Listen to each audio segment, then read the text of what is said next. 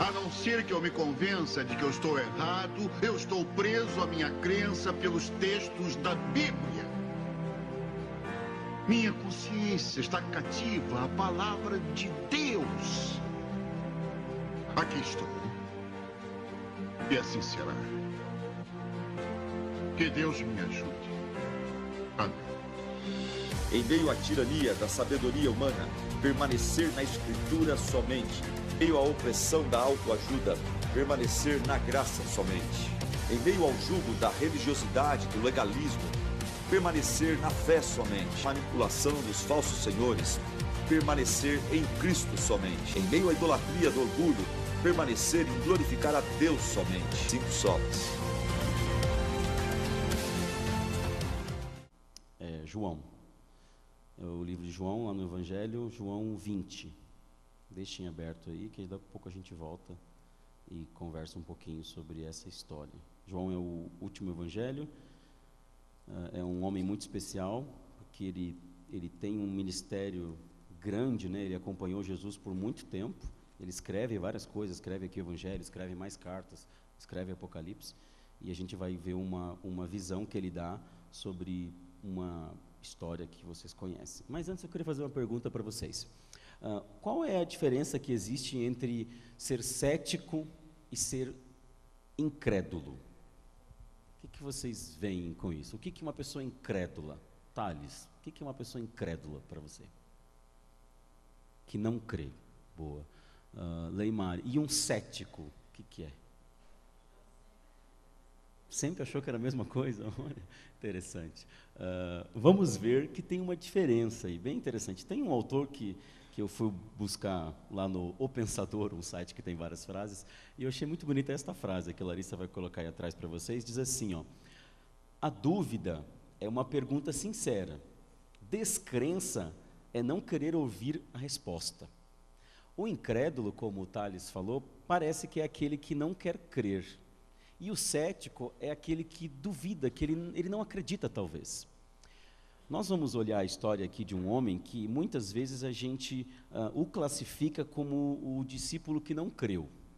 Mas essa relação da crença, e principalmente com a palavra de Deus, ela envolve outros conceitos, outras bases. Quer ver? Vou mostrar uma imagem aqui para vocês. Vocês apareceu aí faz uns 2, 3 anos. Um chinês, o nome dele é Yung Ving Xing. Não deve ser assim que fala, mas eu não sei nada de chinês, a não ser Ni Hao, que é muito obrigado, né, Aline? Acho que é isso, só sei isso. Esse chinês aí, ele foi escavar um monte lá perto do Monte Ararat. E ele conseguiu umas fotos do espaço, e nesse Monte Ararat parece que tinha assim uma grande sombra, assim. Pode passar o próximo. E depois, esse mesmo chinês postou esta foto na internet. Não sei se vocês viram isso, isso foi em 2011. Uma foto do esqueleto, essa também. O que vocês acham disso?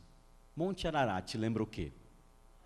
Noé, né? A arca. A Bíblia fala que a arca depois, a história do dilúvio, recapitulando, né? Nunca chovia, daí Deus falou para Noé ter um ministério, ficar pregando as pessoas arrependimento. Começou a chover, choveu 120 dias, parou de chover, ainda demorou um pouquinho para a água baixar, e essa arca pairou sobre o Monte Ararat.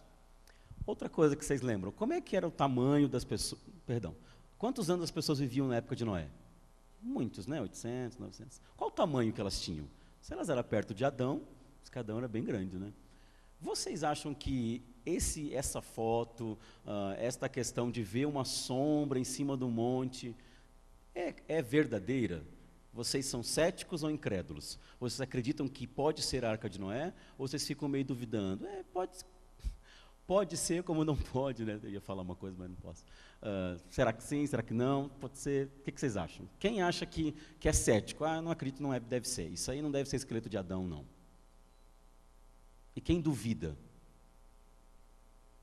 Outra imagem, esse aí é bem famoso, tem vários seriados dele até, ele é um arqueólogo adventista, ele começou a escavar, o nome dele é Ron White, até no YouTube procuram depois aí, tem várias escavações dele. Ele achou debaixo do mar, vários círculos, entre a travessia lá onde é o Mar Vermelho. Vários escudos. E ele disse que esses escudos eram os escudos da época da travessia do mar. A Bíblia fala disso? O que a Bíblia diz? Que havia uma grande nação, que era o Egito, que talvez era tão forte quanto os Estados Unidos é hoje, mas eles tinham tornado o povo de Deus escravo. Deus levantou um libertador e disse que para esse Moisés libertá-los. Eles fugiram do povo, Deus endureceu o coração deles, vocês conhecem a história. E eles atravessam o mar abre no meio, em terra seca eles passam, não sei, tem um desenho que minha filha sempre vê da Bíblia, acho legal, que mostra o desenho, mostra os peixinhos andando assim, porque a gente pensa, abriu o mar, tá, mas os peixes, como é que foi? Estava seco, eles passaram. Vocês acreditam ou duvidam que esses escudos eram os escudos dos soldados da época do Egito? Ou vocês não acreditam? Estranho, né? Depois descobriram que não era bem escudo, assim, sabe? Era um monte de anilhas, de coisas redondas, assim, que estavam perdidas lá no mar. Não se sabe por quê. Eu poderia continuar, fiz uma pesquisa rápida sobre coisas na internet, porque essa questão de acreditar ou não, ela envolve uma outra posição que é bem importante. Olha, o cético, essa coisa da dúvida, ela faz parte da vida, principalmente do aprendizado. Vê alguém que diz que achou um pedaço de madeira da época de Jesus. Em primeira instância, não dá para dizer que não é verdade. O duvidar não é o problema. O duvidar faz parte de ter fé, porque é através da dúvida que nós buscamos escavar, nós escavamos e vamos aprender mais. O incrédulo, mesmo ele tendo evidências, ele não acredita. Muitos hoje olham este livro e assim, não, isso aqui não é verdade não, vocês acreditam nisso? Não. O Scheller aqui na abertura falou uma coisa muito interessante, e é o que mais impacta hoje até. Não, vocês acreditam que que Jesus, que Deus criou vocês? Não, a gente tem ancestrais comuns, tem as eras geológicas, tem evidências da evolução? Tem. Por exemplo, tem uma evolução que a gente chama de microevolução, que nós acreditamos cristãos assim. Se você olhar para a sua mão, nós temos microevolução na mão. As crianças, nós mesmos, estamos com os dedos mais maiores, assim, meio retinhos. Por que será? A gente tem digitado mais, a gente tem sido seres bem mais de mãozinha do que antes seres mais fortes, que escavavam e tal. As gerações antigas tinham formações ósseas diferentes. Nós vamos adaptando, sim, e há pequenas mudanças, mas uma coisa é o dedo ficar um pouco para ser assim por a gente digitar. Outra coisa é a gente dizer que teve 6 bilhões de anos e nós éramos peixes. Tipo o Cine Trash assim da Band. A gente era homem-peixe, metade homem, metade peixe. Daí a gente saiu da água. E daí a gente começou a ver que dava para andar. Daí levantou, meio sereia, assim. É diferente, né? E até hoje não encontraram esse elo perdido, né? Então, como teoria, a evolução é uma teoria. Agora, o outro lado, a criação. Aqui na palavra de Deus, diz, no primeiro verso, que nós sabemos de cor, onde nós lemos, no princípio Deus criou os céus e a terra. É uma teoria também. Nós usamos fé para acreditar nela. Nós confiamos porque a Bíblia diz que foi assim. E a Bíblia não só diz isso, mas diz outras coisas também que se confirmaram. Por isso que nós acreditamos. Eu sei que tem vários biólogos, pessoas que trabalham aqui com química, física, mas como a gente pode replicar a criação? A gente consegue fazer isso? A gente pode ir para o laboratório e fazer de novo? Não pode, né? A evolução consegue? Também não, né? Não consegue criar o caos do nada, vamos fazer um Big Bang agora. E lá, bota sódio, não faz também. Então, se colocar na balança, as duas são teorias. A diferença nossa é que crer que Deus criou não está solto aqui na palavra de Deus. Entender e acreditar que Deus nos criou envolve outras coisas. Envolve ver que Ele é mantenedor, envolve ver que aqui tem profecia que se cumpriu. A palavra de Deus tem várias coisas. Jó já falava que a terra era redonda. A palavra de Deus fala sim que o Messias viria na cidade tal, qual ano que ele viria, o que ia acontecer. Tem várias coisas que foram ditas aqui e foram confirmadas com o passar do tempo. Pastor Djalma, nós temos um pequeno grupo às sextas-feiras na minha rua, de casais, e uma série que a gente estava estudando sobre o livro de Daniel. E uma frase que o pastor falou me tocou muito. Ele diz assim, até eu como pastor, eu também pensava assim, ele diz assim que se a gente não quisesse confiar nas coisas que estão para frente, seria bem difícil, porque até aqui Deus cumpriu a palavra dele, até aqui Deus foi fiel. Quando você vai, né, lembra Daniel, Apocalipse, você vê assim, bem direitinho, 70 semanas, isso, e Belém, várias coisas, o amor esfriar, várias. Então ele só daria a pegadinha do malandro, não voltei, era brincadeira. Ele não ia fazer isso, não. Quer ter aqui, ele cumpriu tudo. Então, se a volta de Jesus, quem não acredita na volta de Jesus, ela é tão real, não precisa nem da Bíblia. Vocês vão voltar para casa daqui a 10 minutinhos, vejam um fantástico. O mundo, lá Rio de Janeiro, tem tanta guerra, tanta coisa. Nós mesmos iremos nos destruir, se não vir a pedra, se Cristo não vier. O ser humano mesmo vai se degradando, vai através da arte, da música, da cultura, de várias coisas. Acreditar envolve esta questão da fé. E tem um livro que eu li um tempo atrás, acho que até vocês já devem ter lido, porque ele é até leitura de faculdade, não só cristã, é do Anthony Flew, Deus Existe. Esse rapaz, esse filósofo bem famoso do século XX, ele não era cristão, ele era ateu, não acreditava em nada, era um cético. Mas, num certo ponto, ele diz nesse livro, é um bom livro, eu tenho, posso emprestar para vocês depois, ele diz que a incredulidade dele o afastava das coisas, e a frase dele, ele diz bem assim, olha, minha jornada para a descoberta do divino ou de Deus tem sido até aqui uma peregrinação da razão. Eu antes era incrédulo, comecei a ser cético e hoje eu creio. Isso me levou a aceitar a existência de um ser autoexistente, imutável, imaterial, onipotente e onisciente. O duvidar, o não acreditar, deve fazer a gente tomar passos para a palavra de Deus, para ter contato com Deus, com o divino. Mas a gente tem esse contato através da natureza? Sim, a revelação natural está aí. Lembram de Paulo, aquele texto? Ninguém é inculpável por dizer que não acredita em Deus. Deus se revela assim. Morei 5 anos no Amazonas, fui missionário lá, fiz vários trabalhos em tribos, numa tribo, eu já comentei com alguns meninos aí, numa tribo a gente fez uma santa ceia com biju e açaí, que é o que eles tinham. Não tinha uva, não tinha vinho, não tinha pão sem fermento, não tinha. Só tinha isso, tinha muito açaí que pegava na árvore lá, batia e dava um suco que era roxo, então, vai ser isso. Daí nós falamos, conversamos, eu e outras pessoas, vamos fazer, vamos. Mas estou contando essa história para lembrar vocês devem ter lido e ter visto muito isso. Às vezes até povos que a gente pensa que são excluídos, que não têm contato com a tecnologia, eles têm uma visão, eles têm uma ordem, uma ética, uma moral. Tem um Tupã, tem um Deus da árvore, que eles adoram, que eles veem. Deus se revela a eles, sim, de uma maneira, se eu pudesse dizer de 0 a 10, no nível 2, sim, mas a nós, a todos os outros, Deus deu isto aqui, que é a revelação especial. Através da natureza nós entendemos Deus? Muita coisa, né? Que Ele é amor, que Ele é criativo, né? Que tem várias formas, várias cores, que Ele é poderoso, que Ele é majestoso, que Ele é grandioso. A gente consegue crer através da natureza que Ele vai voltar, que Ele ia nascer em Belém, que tem as pragas, que vai ter um decreto dominical. A gente consegue saber essas coisas? Não, né? Então Deus deu a revelação especial, que é a Bíblia. Sem a Bíblia, nós não conseguimos ter comunicação com Deus, entender de Deus, a teologia de Deus, como Ele é, o que Ele faz, onde Ele vive, o que Ele come, quem é Deus. Sem a Bíblia, através da natureza, a gente vê um espectro menor, mas a gente precisa da Bíblia para exercer fé. Ontem eu falei, eu gosto muito de ler Ellen White e ler a biografia dela, não só os textos, mas quem era essa pessoa, porque a gente fez uma caveira, né? A gente fez um negócio muito ruim, uma mulher chata, aquelas fotos dela toda, né? Não pode, não é isso, né? É uma mulher bem...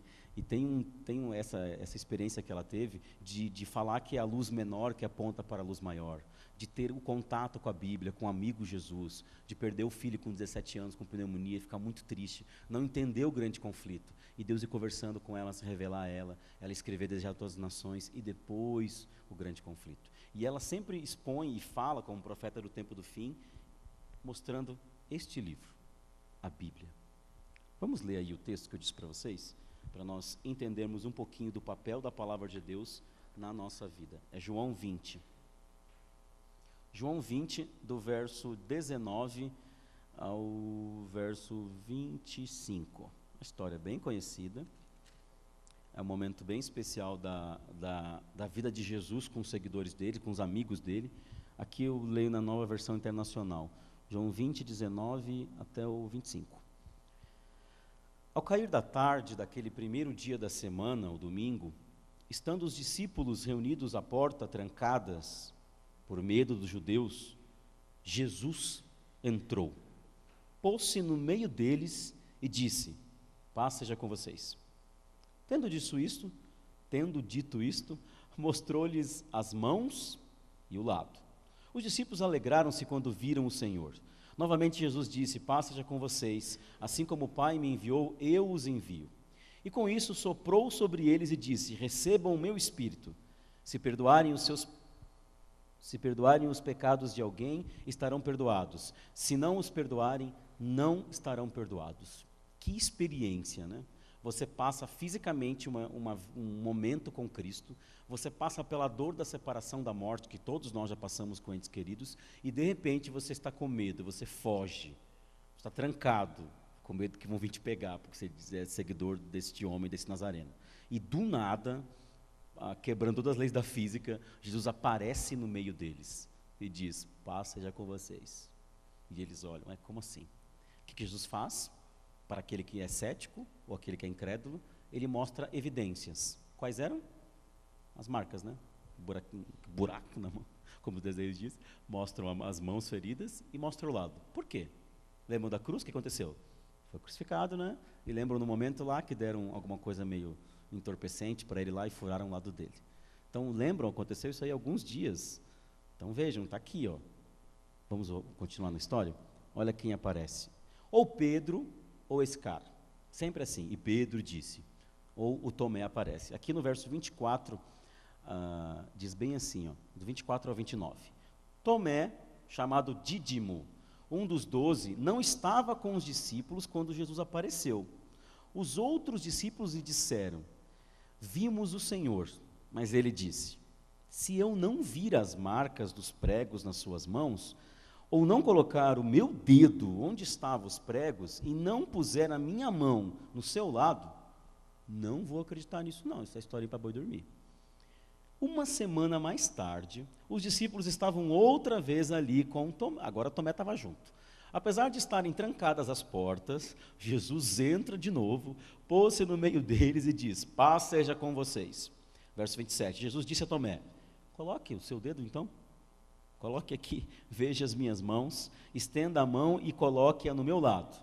Pare de duvidar e creia. Verso 28. Disse então Tomé: Senhor meu Deus, Senhor meu e Deus meu. Então Jesus lhe disse: porque me viu, você creu? Mas eu gosto muito.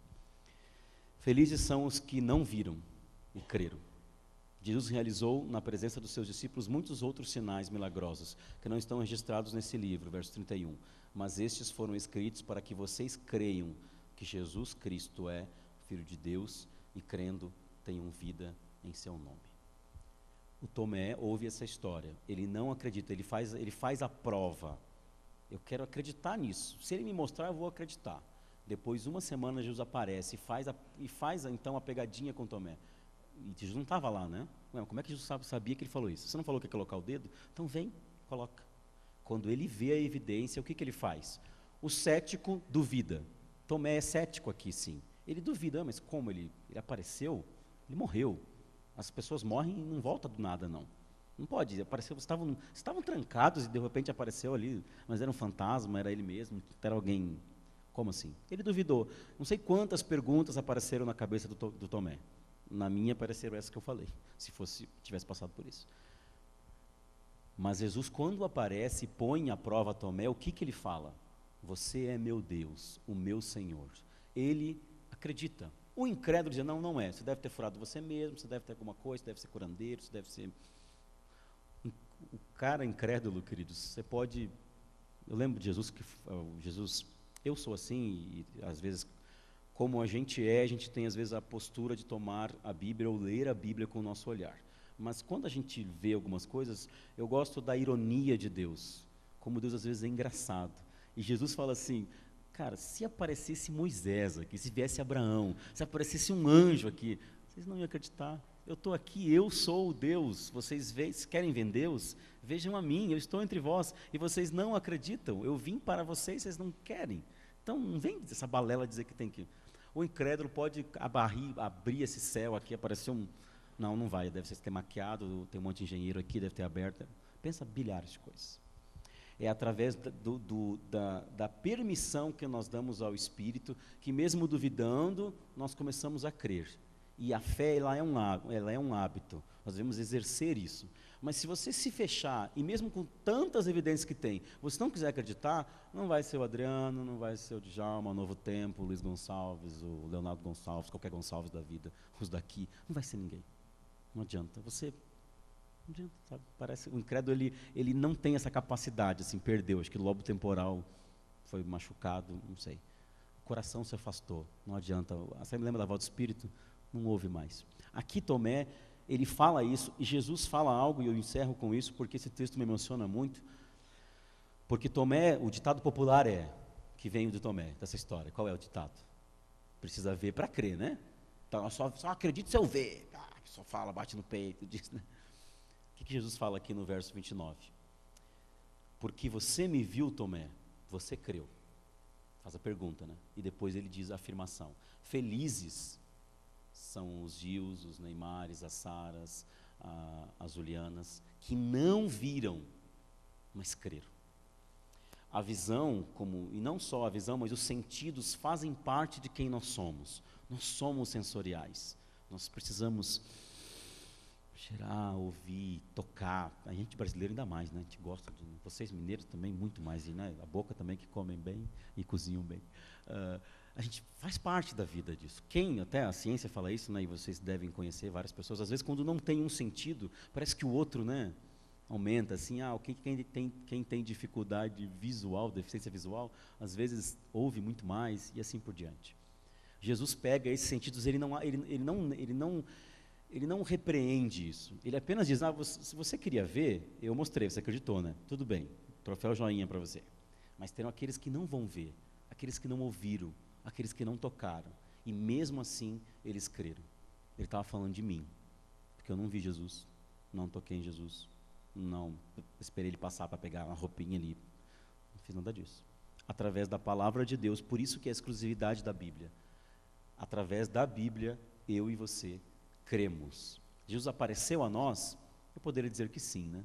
Deus se revela a nós de tantas formas. Talvez a gente não viu a barba, o cheiro, o narigão grandão, morenão, fortão, né? Que é carpinteiro, tem que ser fitness, né? A gente não viu isso, né? Não viu se ele é de olho azul, magrinho, como mostra lá em alguns lugares. A gente não viu, sabe, a fisionomia. Mas a gente sente, assim, Deus revela o seu amor a nós de várias maneiras. Eu convoco vocês a continuar vivendo pela fé, mesmo sem ver. Mesmo sem ver. Que nós continuemos acreditando, confiando. A fé não é um salto, como alguém já disse aqui, a fé não é um salto no escuro. Não é se jogar, acredito mesmo, Deus vai fazer. Não, não é isso. Por Deus ter feito até aqui, eu continuo crendo. Mais um texto de Ellen White no Patriarcas e Profetas. Nós só temeremos o futuro quando nós esquecermos e não olharmos para trás e vermos como Deus nos guiou. As inserções de Deus na nossa vida. E se você fizer isso, você tem certeza que você vai lembrar e vai ver, isso aqui, tem que ser Deus isso aqui, porque não era eu, né? Não conseguia fazer isso aqui. Isso aqui também. Aquela outra vez, aquela porta, várias outras coisas. Na semana que vem a gente vai continuar aprendendo uma outra história. E eu queria muito que durante essa semana vocês pegassem a palavra de Deus, a Bíblia que vocês têm. Eu tenho 2 de papel, uso muito no celular, tem no computador. Hoje, cara, não é por falta de Bíblia que a gente lê, né? Porque tem Bíblia para dar e vender, né? Muita. Foi o primeiro livro escrito, é o livro mais vendido, nem entra mais nas classificações de livro mais vendido, porque Augusto Cury, e Bell e tantos outros lá nem comparam-se com a Bíblia. Então não é por falta de Bíblia, né? Se você vê na sua casa, acho que você tem mais de uma, né? Quase todo mundo aqui tem mais de 1, 2, 3 Bíblias. A gente vai comprando, ganhando, tem 5, 6, né? Não é por isso, não é por falta do físico, não é por isso. Eu convoco vocês a tomar um tempo para ler a Bíblia, estudar do seu jeito. Pode ser de manhã, pode ser antes do seu trabalho, pode ser de madrugada, pode ser meio-dia. Escolha a forma, o tamanho, o jeito que você quiser. Mas não anule a Bíblia. Sem a Bíblia não há cristianismo. Sem Bíblia não há fé. Sem Bíblia não há como ter experiência com Deus. Sem Bíblia não dá para ser. Tem que ter a Bíblia. Tem que ter a palavra de Deus, nas várias formas, vários jeitos que Deus se revela a nós. Amém? Vamos levantar e orarmos?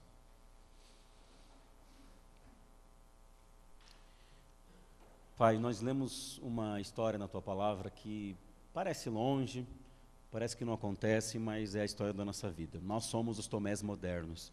Muitas vezes, na história da nossa vida, nós duvidamos. nós não acreditamos, nós não esperamos, nós não confiamos. Mas nós louvamos a Deus, Pai, porque mesmo assim, no Teu amor e na Tua misericórdia, você aparece a nós e diz: quer ver? Eu vou te mostrar. Obrigado, Pai, porque a Tua mão tem estado conosco e tem nos abençoado. O Teu Espírito tem andado atrás de nós e dito: este é o caminho, andai por ele. E nós agradecemos, Pai, porque nós não estamos sozinhos. Continua a aumentar, para que quando nós tivermos a oportunidade de exercer fé, a nossa fé seja provada sim, e nós saiamos felizes e vitoriosos em Ti. Mesmo que duvidemos, nós continuemos a crer em Ti, a buscar na Tua palavra evidências completas e corretas de quem Tu és, do Teu amor e da Tua graça. Tu sabes que nós não estamos sozinhos aqui, nós temos familiares, amigos, queridos, que também duvidam. Alguns, mesmo depois de nós falarmos tantas vezes, de nós batermos, de nós presentearmos, de nós convidarmos, muitos decidiram não acreditar mais. Que Teu Espírito, Pai, continue a incomodá-los. Ainda há graça, a porta está aberta. Nós queremos, Pai, em breve ver Tu voltando das nuvens do céu, mas nós queremos também ter ao nosso lado esposos, esposas, filhos, amigos que decidiram acreditar em Ti. Que esses amigos nossos que não estão aqui hoje, que não têm andado contigo, que ainda em tempo de graça, eles possam mais uma vez ouvir o Teu amor e o Teu abraço. Oramos por Jesus, pedimos a tua proteção, nós voltarmos para os nossos lares, que nós pedimos em nome de Jesus. Amém.